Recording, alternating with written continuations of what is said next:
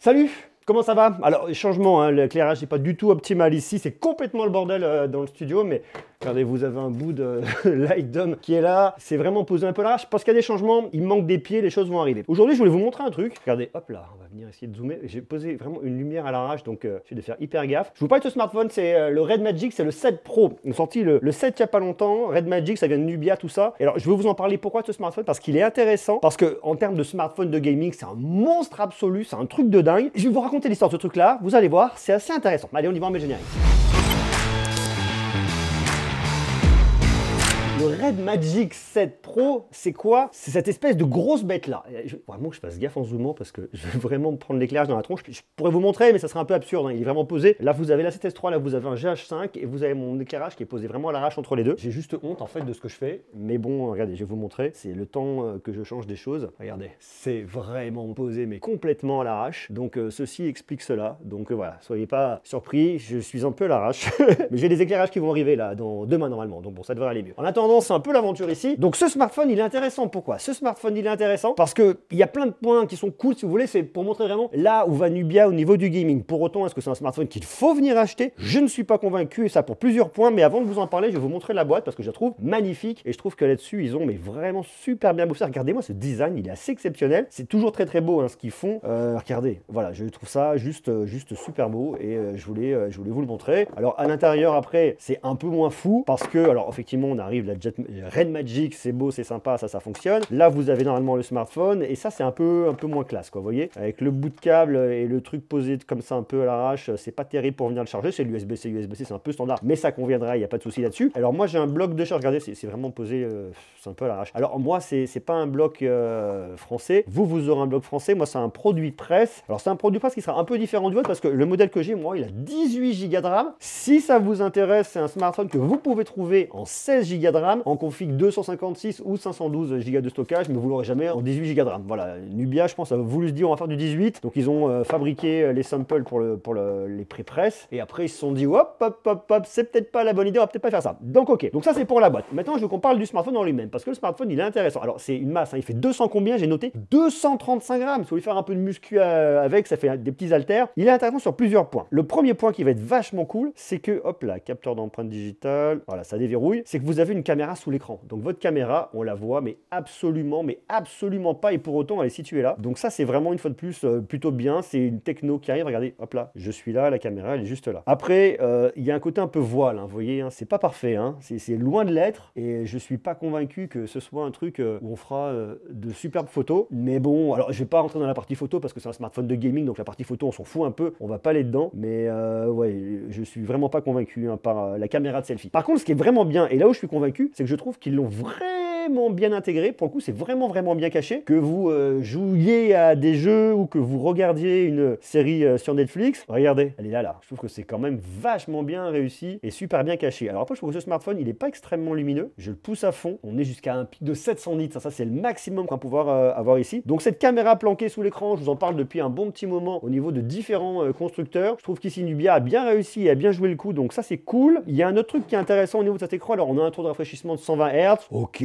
on connaît. Il y avait un modèle qui n'était pas le modèle Pro, hein, qui était monté à 144 Hz. Celui-là, il reste à 120 Hz. Mais bon, pourquoi pas. Vous avez ici en plus un écran AMOLED. C'est du Full HD+, ratio 29e. Ok, on est sur un 6,8 pouces. C'est une très grosse diagonale. Attention ici. Mais ce qui est intéressant, c'est le taux d'échantillonnage tactile où vous montez jusqu'à 960 Hz. Alors regardez, je vais vous mettre un petit jeu. Dès que j'allume un jeu, vous avez un bruit là. Regardez, écoutez. Ça, c'est le ventilateur. Vous avez un ventilateur qui est à l'arrière, qu'ils ont caché ici, là. Alors, je vais vous le montrer parce qu'on peut venir l'activer directement manuellement. On l'avait déjà dans le Red Magic 7. Ce ventilateur, il va jusqu'à 20 000 tours par minute. C'est-à-dire en une minute, il vous fait 20 000 tours. Donc, le truc est complètement dingo. Regardez, il est là. Alors, il y a des petites lumières en même temps, des petites LED, là. C'est assez sympa. Alors, vous n'êtes pas obligé, vous pouvez le désactiver lorsque vous lancez un jeu parce que ça fait un peu de bruit. Vous avez en plus la sortie qui est juste là, ce qui fait que quand vous posez votre main comme ça, bah, vous sentez, vous bloquez un peu la sortie et ça, c'est un peu ballot. Mais bon, après, il y a quand même un côté qui est plutôt pas mal. On va venir refroidir son smartphone très facilement. Donc ça, c'est cool et je trouve ça plutôt bien. Hop là, regardez, on se prend une voiture et on va aller faire un petit tour directement ici. Alors j'ai fait un peu de PUBG, j'ai fait un peu d'Asphalt 9 avec, histoire un peu de me marrer. Et vous voyez le ventilateur, moi je l'entends. Je sais pas si vous l'entendez vous.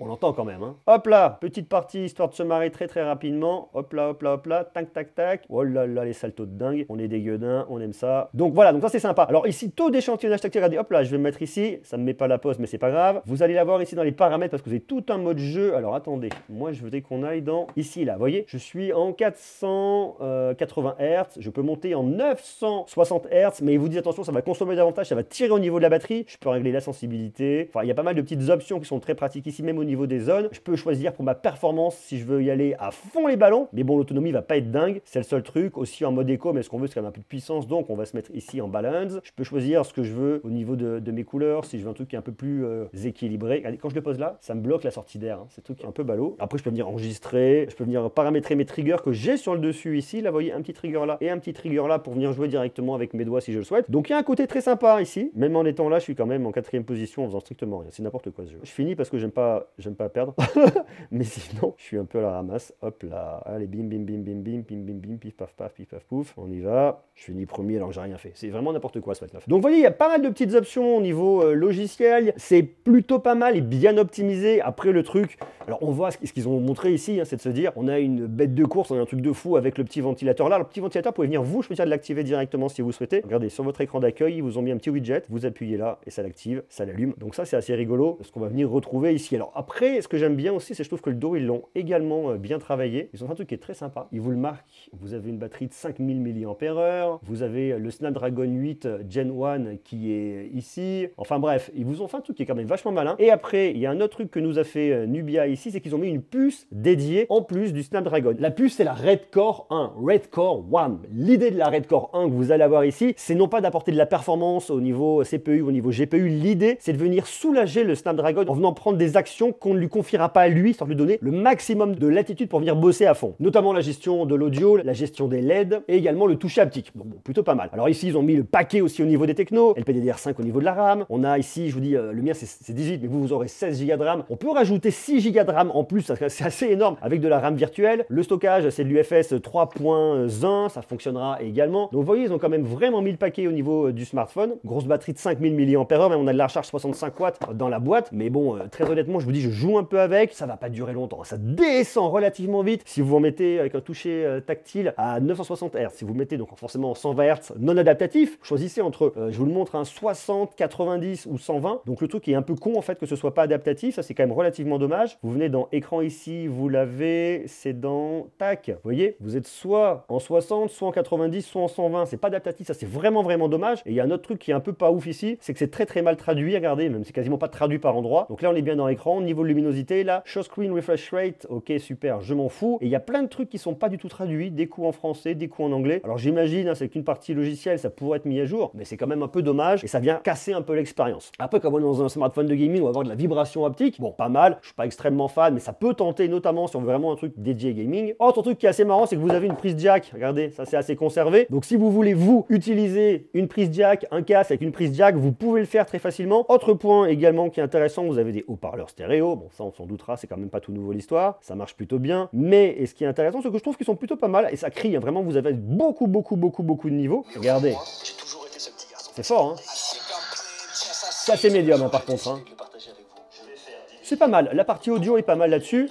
En plus, vous avez ici du Bluetooth 5.2 si vous voulez venir appairer un casque sans fil sans problème, donc why not. Donc c'est assez marrant en fait ce qu'est venu faire Nubia avec son Red Magic 7. Ils viennent pousser un peu plus les limites. La partie photo, je vous montre pas parce qu'on a un capteur 68 mégapixels, on a un ultra grand angle de 8 mégapixels et on doit avoir un capteur de profondeur de 2 mégapixels. Ils disent 2 mégapixels, mais ils vous disent pas ce que c'est, je pense que c'est un capteur de profondeur. Bon, très honnêtement, c'est pas un smartphone qui va être fait pour faire de la photo. Ici, ce qu'on veut, c'est montrer la puissance, montrer la performance, montrer ce que c'est faire Nubia, jouer le côté un peu sympa avec ce ventilateur qui vient tourner, qui fait de la lumière, mais au-delà de ça, il y a globalement pas grand-chose derrière pour nous, en tout cas ici en France et en Europe. Ce smartphone, je trouve intéressant. Je voulais vous le présenter parce que d'un côté gaming, je trouve vraiment marrant, très puissant, avec effectivement ce petit ventilateur là. On peut aller plus loin même, on peut venir ajouter différentes lumières, LED, bref. Bon, je vous passe un peu le truc. C'est un smartphone de gaming, il est racé. Pour moi, il est beaucoup trop lourd, il est pas bien traduit, il est même très mal traduit, même par endroit pas du tout traduit, ce qui vient le disqualifier assez rapidement. Néanmoins, je voulais vous le montrer parce que je trouve intéressant. Je sais pas si ça peut vous botter, vous, un smartphone de gaming comme ça, comme le Red Magic 7 Pro de Nubia. Dites-le moi en commentaire et puis dites-moi si vous voulez voulez qu'on aille plus loin sur des tests de ce smartphone-là ou d'autres, hein, parce que je sais qu'il y a Black Shark qui a sorti aussi un smartphone il n'y a pas longtemps. Donc si vous voulez qu'on teste des smartphones de gaming, dites-le moi en bas dans les commentaires. Voilà, c'était une présentation un peu rapide, mais bon, on a fait le tour, je pense qu'on a vu ce qu'il y avait à voir. Je vous embrasse, prenez soin de vous et à très bientôt. Ciao.